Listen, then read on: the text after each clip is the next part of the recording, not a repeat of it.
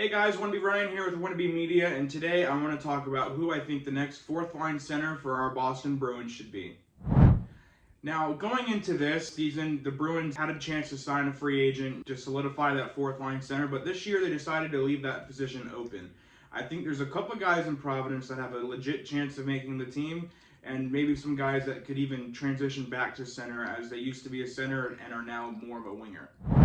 Coming in at number one for me is John Beecher. Now, John Beecher was drafted 30th overall in 2019 and has not played a single game in the NHL. Last season, John had 9 goals and 14 assists for 23 points in Providence. Now, that doesn't scream sexy, that doesn't scream perennial all-star, but what that does scream is that he's serviceable, right? And as well as putting up 23 points last year, the kid's an absolute monster on the penalty kill, and he's got to be one of the fastest kids alive. He's a freak. He's the fastest kid alive. No, but in all seriousness, he is super fast, super speedy. And for me, he's the guy that I want as our fourth line center to start the year, right? You know, he doesn't have to play the whole season there. He doesn't have to be a disappointment the whole time. Now, I know, 23 points last year in the AHL. He's only had one season of professional hockey in the books. Past couple seasons were at University of Michigan. Why do I want him right now as our fourth line center? Well, if you look at it in years past, right, obviously this game is evolving. It's getting so much faster. The speed is there. The skill is there. All four lines have to be going. Now, John Beecher might not have the scoring touch, but he has the speed. He's got the ability to get in on the forecheck, get pucks in deep. He's 6'3", 210 pounds, big body. He doesn't really like to play in front of the net too much, but on our fourth line, I'm assuming Milan Lucic takes that wing. So you got Lucic battling in front, and you got a speedy John Beecher trying to make plays to get it in front to have Milan Lucic eat up a garbage goal. It's not a bad option. And as well, you have to think about no Patrice Bergeron, no Tomas Nosek. Who's going to be in on the penalty kill? John Beecher is a legit threat to be on our penalty kill if he makes our opening day roster. I think that highly of him. He's got a long stick, he's able to break plays up. I just think that that'd be a great addition to our team. He's also left-handed center. Now, I know you're thinking that might not matter as much, but, you know, I remember last year they would not shut up that Tomas Nosek was our only left-handed center. You know, this year we're going to have Zacha, Coyle, Geeky, and then if it's Beecher, that's 2 lefties, 2 righties, you know, depending on where you're at, which side of the ice for a face-off. Could come in handy. But for me, I think it's John Beecher's time. Worst case scenario is he doesn't work out. You give him 5 or 10 games, try to figure it out. And if he just really looks that much out of place, now we can go on to one of these other players. Now, coming in at number 2 for me is going to be hometown boy, Billerica native Marc McLaughlin. Now, Marc McLaughlin last year, also just like John Beecher, spent most of the year in Providence. He did have a cup of coffee in the NHL for about 3 games, but he didn't do anything with it. Now, Mark last year, you know, wasn't more of a scorer, wasn't, you know, he wasn't putting up points like crazy. He did have 13 goals and 17 assists, 30 points, which is really good. But he was more focused on the penalty kill, and he was more focused on getting into the grinding areas and just kind of getting more grit to his game, right? Like, we know the skill. Is it there to be in the NHL? Yes. Is he going to be 15, 20 goals? No, not like where he was scoring at BC, but he definitely has a scoring touch. Now, for me, I do like his game. I do like that he is a little bit of a bigger body at 6'3". He's more of a skinnier kid. Kid has heart. The kid, from what I've seen on other Bruins podcasts and YouTube channels and things like that of just describing him, I don't have the fortunate opportunity to be going to Bruins practices or even anywhere in Massachusetts because, again, I am an Ohio resident. But I've been hearing is that at every camp, every practice, everything, Marc McLaughlin is there. It seems like he eats and sleeps and just he's a rink rat. He's always there, and you'll always find him somewhere in the locker room, training, weight room, somewhere. He's always somewhere. He wants to make this team this year. Last year, he did get in a fight for sticking up for one of his teammates. He's got his ass completely whipped. I'll show a picture. I don't want to show the whole fight because that's just a disservice to Marc McLaughlin. But absolutely, he's got heart, and you know that he would become a fan favorite very quickly. There also is an opportunity that if he doesn't, make it as a fourth line center, he could play on the wing. That's where he was whenever he did get called up and played some games, not just this past season, but when we signed him straight out of college the prior season. You know, he's not more of a center that from what we've seen in the NHL, but he definitely can, as he played center in Providence last season. If they go with him over Beecher, I'm not upset at it. I'd like to see one of them versus more of a guy that, you know, we're going to talk about a little bit later in this video. I do believe in Marc McLaughlin. I think that he does have NHL talent. He's 24 years old, so you'd like to kind of see him start playing now before he kind of turns into that age where, you know, you get to be 26, 27, and then all of a sudden teams kind of don't forget about you, but they want to start playing the younger guys instead, and then all of a sudden he's just an AHLer, which, don't get me wrong, that's not a bad career at all, but he wants to play in the NHL. All right, now coming in at number 3 for me is Oskar Steen. Now, Oskar Steen just won't go away, right? He's 6th round pick, just absolutely continues to fight and scratch and crawl his way to the NHL. He wants to be an NHLer, doesn't want to be in the AHL, doesn't want to go back home to Sweden. He wants to be in the NHL. We're continuously talking about him. Where does he fit? Does he fit in the Bruins system? Does he fit in the NHL? What's going on with him? I think the kid has talent. I think he's got heart, and I think he's got sandpaper grit, and he's got the quads of a god.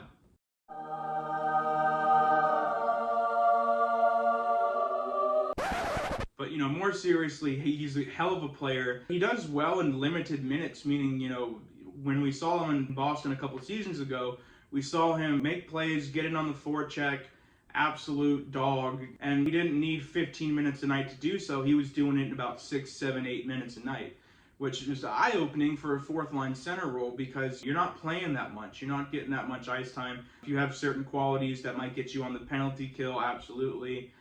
Power play, I doubt it, but he can kind of jump in all over the lineup. He's 5'9", but again, those quads make up for it, my God. I don't want to say that the Bruins are done with Oskar Steen because as an organization, you can't be done with any player at any time because you never know who's just going to come and steal the show. But I know they are probably growing impatient with him, and I'm sure he's growing impatient with us. He doesn't want to be in the minors anymore. He's tired of that. I'm sure during the exit interviews, it's not a fun time for either side discussing what's going on with his season.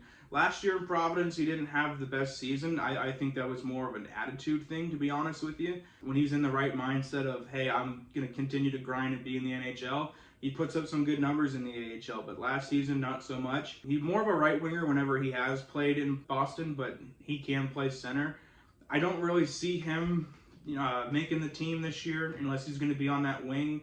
I don't see him being our 4th-line center. I wouldn't be surprised if he either just gets waived or maybe even traded for a late-round pick this season. I feel like the Oskar Steen story is coming to an end in Boston, which is sad because, you know, a couple seasons ago when he was putting up not crazy points, but when he was scoring in Boston limited minutes, you know, we were all excited and, you know, all thinking, okay, now we got a bottom 6 forward who doesn't need to be on the penalty kill or doesn't need to be on the power play to score. You know, he can score in his own 7, 8 minutes of time. Oskar Steen didn't necessarily need that much, so that was exciting for us. But yeah, like I said, I do think the Oskar Steen story sadly is coming to an end. Maybe a call-up could definitely get some games if there's some injuries or if Beecher or McLaughlin's not working out, however they want to focus on that. I just don't see him being a mainstay in the roster, which is a shame, but hopefully he does get to see some ice time somewhere else.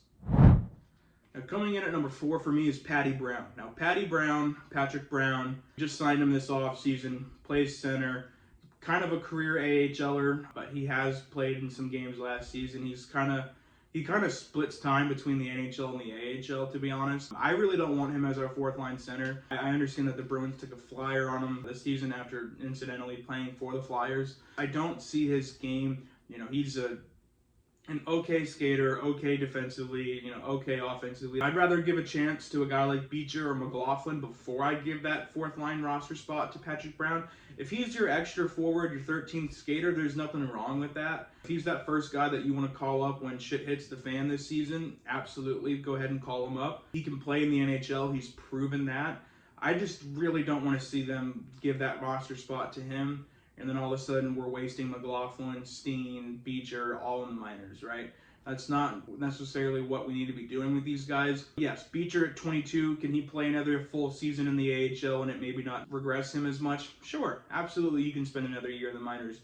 Maybe find that scoring touch, maybe figure things out. Can McLaughlin spend another year in the AHL at 24? Yeah, he can come up next season. Maybe figure out more of a scoring touch, limited ice time, figure out some kind of rule that they want to carve out for him. I feel like Patrick Brown's a safe option. If none of those guys work out, if Beecher has a horrible camp, McLaughlin blows a knee, that's horrible to say. Steen doesn't work out and gets thrown on waivers, and it just, there's no one else to go but Patrick Brown. Then I'm all open arms. I'm rooting for him. Hope that he can figure this thing out. But if it's Ryan's choice, it's not going to be Patrick Brown. Now coming in at number 5 for me, it's not really, this is going to be kind of more of the end of the video. I don't really have a 5th option. I just know that the Bruins did sign Danton Heinen to a PTO, which is a player tryout agreement. And essentially what that means is he's going to come to camp, he's going to start our preseason for us, he's going to be around the guys, and Bruins like what he's selling, and vice versa. They're going to try their best to sign him to a contract. Now the reason he's coming in so behind is, yes, he's an absolute NHL player. It was a shock to a lot of people that he wasn't given a contract this year. More of a down season with Pittsburgh last year, but can absolutely still play in the NHL. Did not get a contract with any team, almost kind of like Sonny Milano a couple years back with Washington, where we were all kind of scratching our heads. But we are able to give him a chance. He actually was under Jim Montgomery at the University of Denver some odd years back, scored 91 points in 81 games underneath them, and won a national championship. I'm sure Jim Montgomery is happy to get one of his guys back. The problem with him, though, is not even about his game. It's not about where he fits on this team. It's all about the cap space, because realistically, if he shows out at camp and shows out in the preseason and earns himself a roster spot, we don't have necessarily all the money to sign him. So it's how low of a contract is he willing to go to play in the NHL? And realistically, are the Bruins willing to trade Derek Forbort to clear up some cap space? It doesn't necessarily have to be Derek Forbort, but he's the one that kind of gets mentioned a lot in these situations. But for me, Danton Heinen would be a great choice if the Bruins can figure that out. I love Danton Heinen. I loved him back when he played here. We traded him from Bruins legend Nick Ritchie. That didn't really work out that much. Danton Heinen didn't really work out too well in Anaheim, but he did kind of figure it out in Pittsburgh. I do like his game, like I've said. He can kind of Swiss Army knife and play all over the ice, which is a good thing to have. But for me, we got to get that contract signed first. Like Patty Brown, McLaughlin, Beecher, Steen, these guys all have contracts, so I'm not too worried about it there. Danton Heinen on a PTO, and just because he's signed to the Bruins with a PTO doesn't mean that necessarily he's going to stay here, because you have to think about it. Yes, he's signed to us as a PTO, but there are 31 other teams that are going to be watching and scouting out his game, and if they like what he can do and they can offer him a higher contract than we can, obviously Danton Heinen is going to go make more money somewhere else than taking league minimum to stay in Boston. Another guy I do want to bring up, just because he has been signed in the past couple months, John Farinacci, who did play at the University of Harvard. I think that with John Farinacci, he's not just another college prospect that the Bruins have signed. Local kid, whether he went to college there or is from there. He's from New Jersey but went to University of Harvard. I'm not so big on him that he's going to be a mainstay in the top 6 for the Bruins forever. Do I think he can be a 3rd-line player, 4th-line player for us? Absolutely, somewhere down the line. I think he needs to spend a year in Providence, or at least half the season in Providence, get used to that professional game. And, depending on where his strengths and weaknesses are, we can reevaluate then. But for me, like I said, my number 1 choice is John Beecher. I really want to see him develop this season. I understand he didn't have the best season last year in Providence, but if he can just come in and have a strong camp, have a strong preseason, just show that he's willing to outwork everybody, he's going to make a lot of fans happy with his speed, with his agility, with his defensive abilities. Obviously not a playmaker on that 4th line. That's fine with me. If we can get all 3 other lines going, and he can just have a high motor, high speed, legs always going, stay focused on the game, I think he can make a lot of fans happy. But that does it for me today. I'm glad to be back on YouTube, glad to be back to be doing this. There's one more thing though I keep forgetting. Oh, that's right. Liv, hit my music.